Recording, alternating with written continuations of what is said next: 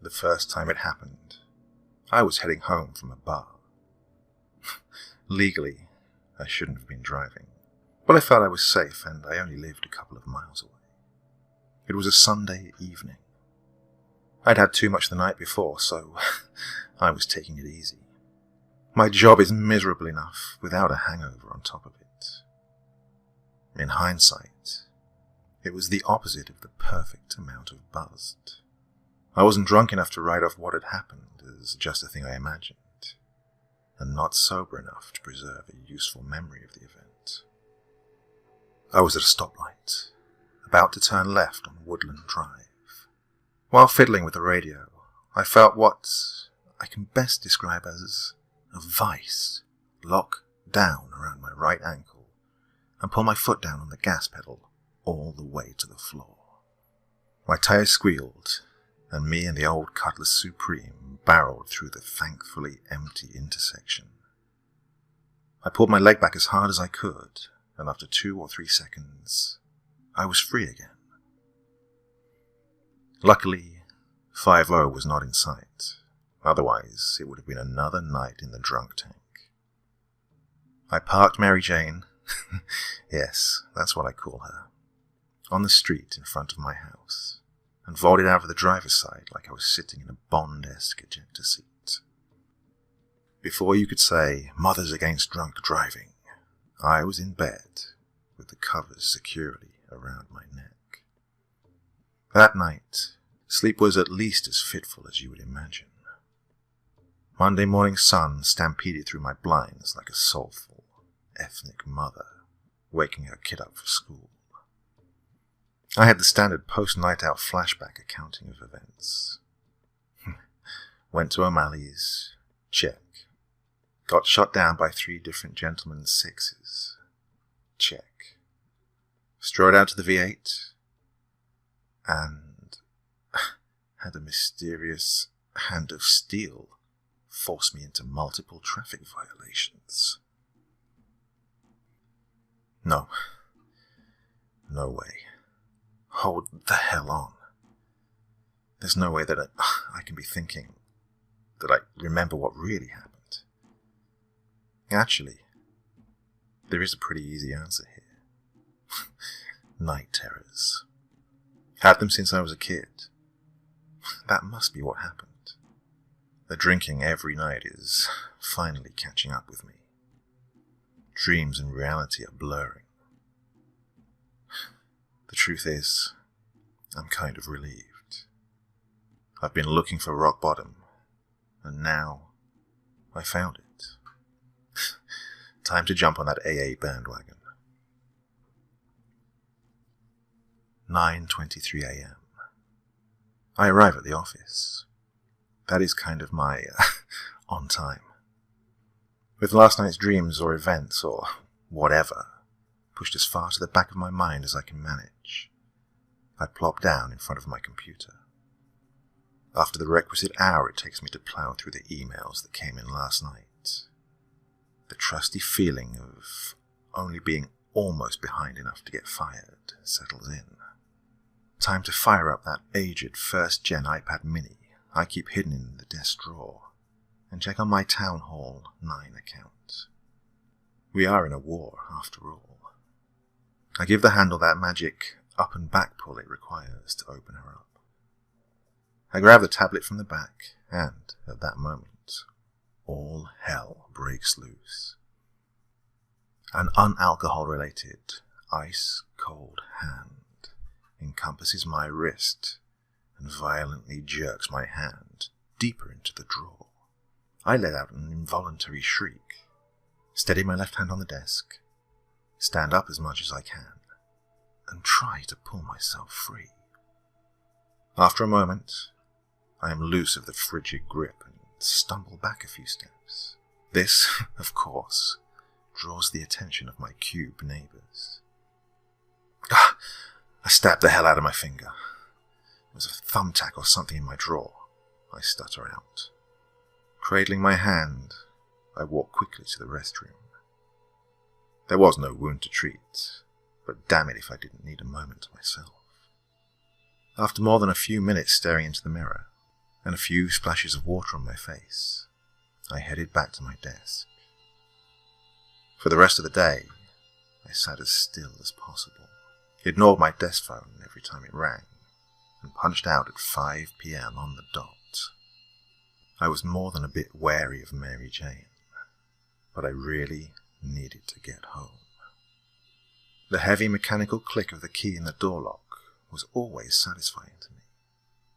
To call her a classic is a stretch, but she used to be my mum's car. I've been driving her every day since Ma passed.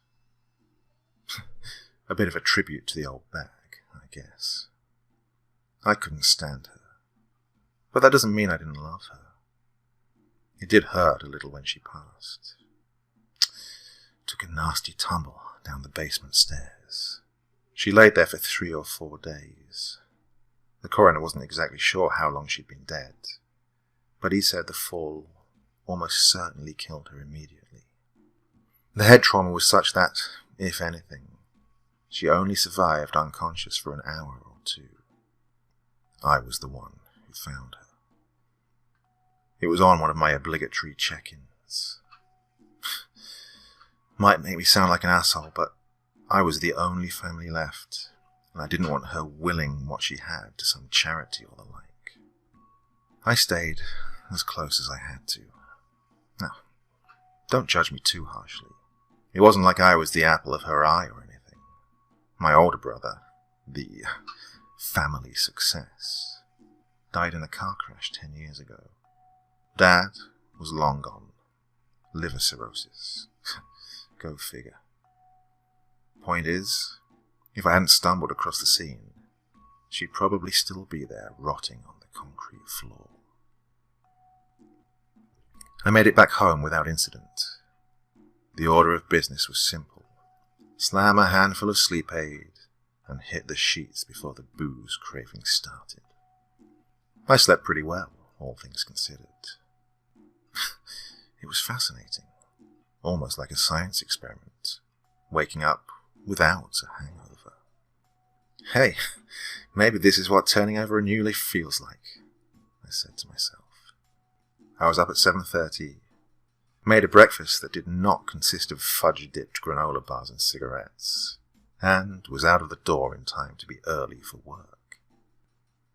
I completed the first honest day's work in months.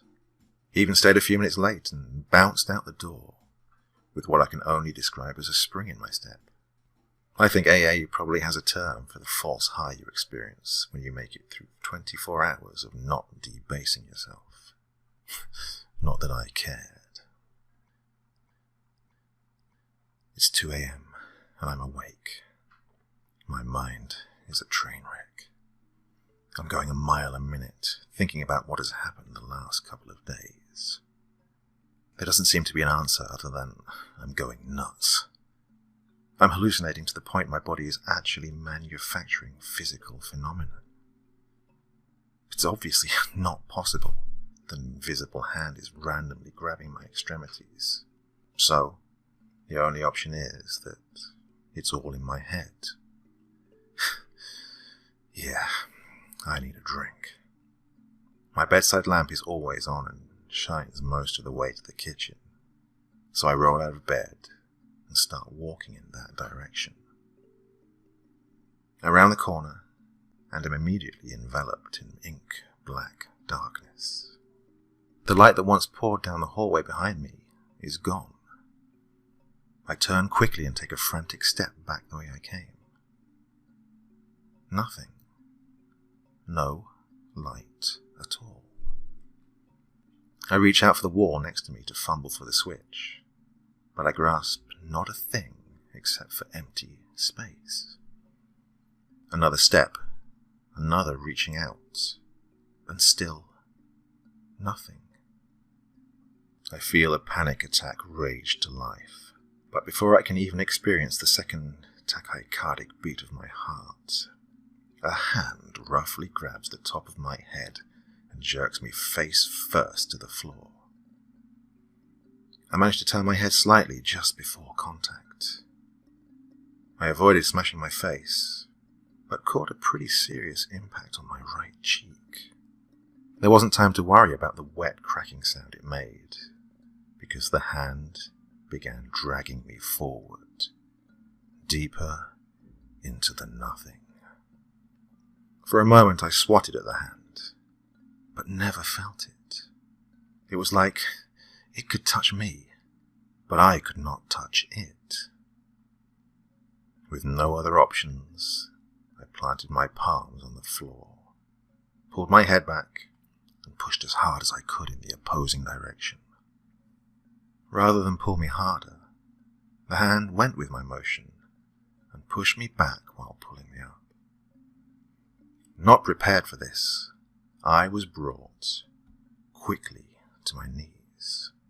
Then, taking full advantage of my surprise, the hand slammed me back down to the ground again. Stars exploded in front of my eyes, and I passed out. Not more than a minute later, I started a seemingly impossible voyage back to consciousness. A concussion in real life isn't like the movies. When the secret agent whacks the evil henchman from behind, the guy should either wake up in about 30 seconds, or he is in a coma. There really isn't an in-between. As my vision slowly focused, I could make out the light coming from my bedroom and the light switch on the wall just above me. In the time it took to notice those two things, pain blossomed in my cheek, like someone was drilling into it with a 3/4-inch spade bit. Hospital.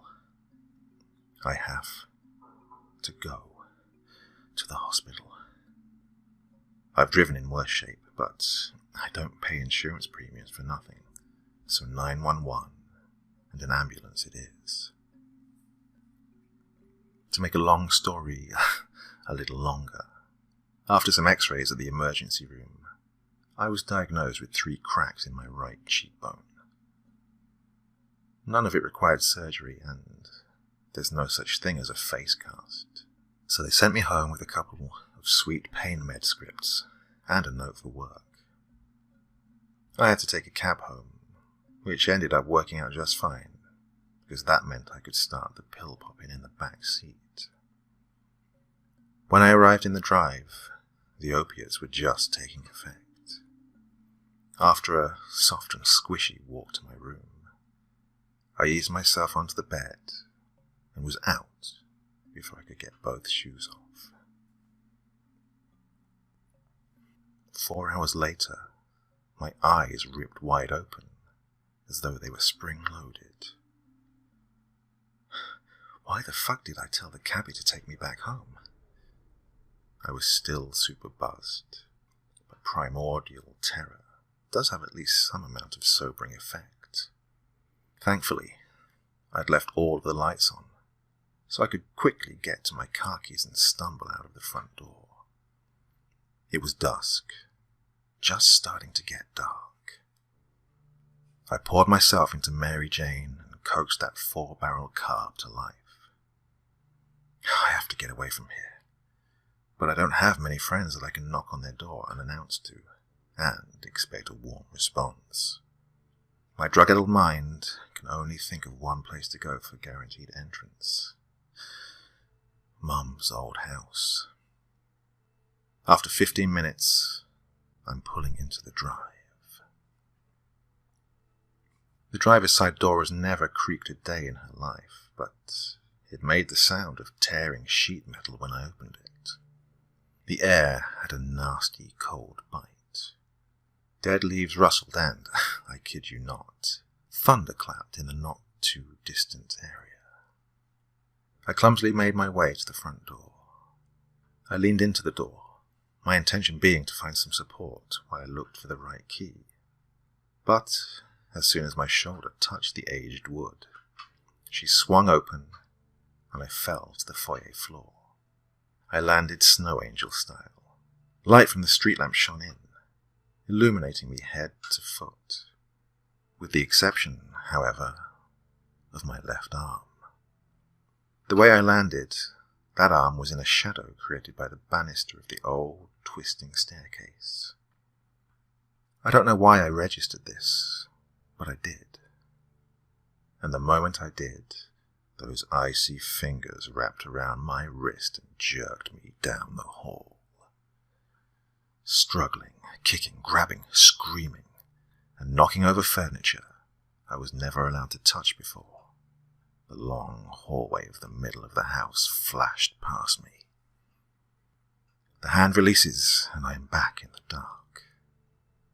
Now, it's especially terrifying, because it's all finally coming together.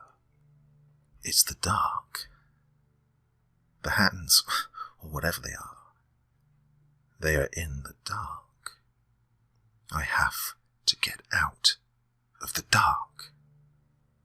This is about the time I really start wishing I'd not told the power company to cut off the electricity. The street lamps help an amount, but nothing substantive. Thankfully, I'm a smoker, and I hate not having a light. As such, I always have a lighter and a matchbook in my jacket. Starting with the lighter, I flick it to life. The hand had let me go in the dining room. As if this room wasn't filled with enough bad mojo, from Mum smacking me across the face with a wooden spoon for not finishing my sprouts. The dancing flame creates myriad shadows and forms that tease the hell out of my imagination. Literally one freaking step forward, and a hand grabs the back of my shirt.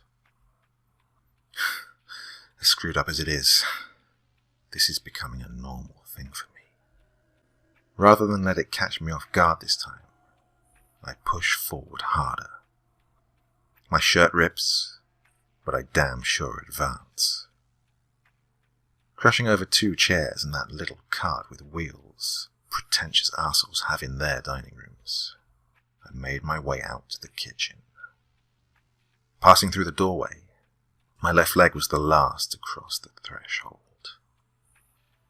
I feel a searing pain in my calf as the sharp nails from the unseen hand dig deeply into it. I pulled away again, but not without losing something in the process. My jeans audibly tore, and I heard as well as felt a not insignificant amount of my flesh go with the stone-washed fabric. Hobbling, I struggled into the hallway. I could see the door 25 feet in front of me. Then, in a moment, pure black darkness slammed shut across my path, not an arm's reach away. I don't know how to describe it. It was a darkness so complete and comprehensive that it was as though the front half of the house no longer existed. It was like staring at a sheet of black construction paper. I held the lighter slightly out in front of me and towards the void. The light did not penetrate it. It was a black hole, swallowing up each stray photon and refusing to let them bounce back. I turned around and found nothing but more of the same nothingness behind me. Frozen on the 5 square feet where the laws of physics still worked. There wasn't much I could do. Then it hit me with the force of hangover morning sunshine. The basement has an exterior door, and, more importantly, I'm standing beside the basement access door. Flinging the door open, I was met by a welcome sight. Normal darkness. The kind where my lighter makes shadows. I hurtled down the steps 2 at a time. At least, for the first 4. As my foot raised from the 4th step, the hand returned. Wrapping those frigid tendrils around my ankle once again, the hand rooted my foot in place. My forward motion was too much to stop, and I fell head first. The first impact finished the job of shattering my right cheek. As I rolled over, my back cracked against the corner of a step, effectively breaking it and severing my spinal cord. At least I couldn't feel my hip dislocated as the concrete floor abruptly broke my fall. This fucking house, I swore. Here I am, laying at the bottom of the same stairs that killed my hag of a mother, about to die myself. It isn't the fucking house, wheezed out from the darkness. It's you pathetic piece of garbage. Before I had time to be terrified, the single bare bulb in the basement stuttered to life. Looking around the room, there is nothing, or rather, no one. Clearly the hallucinations have one last screw you in mind for me. But then, there's a slight shuffling sound. From underneath the stairs, a figure slowly materializes out of the shadows. My mother, clothed in the dress she was buried in, stepped forward. She walked towards me with a spider-like, almost stop-motion gait. She knelt down, inches from my face. She reeked of rot and decay. Her voice was like an ice pick through my ears. You know, killing me was the only thing you ever did well. Hiding under the stairs, grabbing my foot so I fell. That almost shows an ounce of intelligence. And you know, I simply had to get you back here to tell you so. Don't get me wrong. It was a real joy reaching out and giving you a little taste of what I had experienced. But now you're going to be here with me for a very long time. See, the coroner was wrong. I didn't die immediately. I didn't even have the luxury of losing consciousness from the fall and dying more or less in my sleep. You don't know, because you never look back. But I watched you walk out from under the stairs. I watched you scamper back up those stairs like a pathetic little frightened bunny. Yes, I couldn't speak or even move at all. But my eyes and my mind were just fine. I laid there, where you are now, in the dark for a full day before I died. You know how parents always say some bullshit about how they want their kids to have more than they did? I never felt that way about you before. But now that I'm dead, I finally understand it. I do want you to have more. So much more. Instead of one short day here, I'm going to give you all the time in the world. With that final hiss sentence, the single bare bulb went dark.